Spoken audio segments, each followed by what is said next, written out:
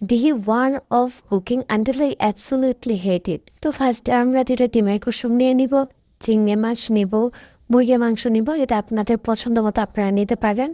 তারপর গোলমরিচ গুঁড়া দিব, কর্নফ্লাওয়ার 2 চামচ, আমরা আরও দিব লবণ একটুখানি, চিনি 1 চামচের অর্ধেক, তারপর দিয়ে নেব সয়া সস, আমি 1 মুখ দিছি, আপনারা চাইলে আপনাদের টেস্ট অনুযায়ী দিতে পারেন। তারপর টমেটো সস আন্দাজ অনুযায়ী, তারপরে দিয়ে নেব থাই স্যুপের যে প্যাকেটগুলো পাওয়া যায় ওই প্যাকেটগুলো।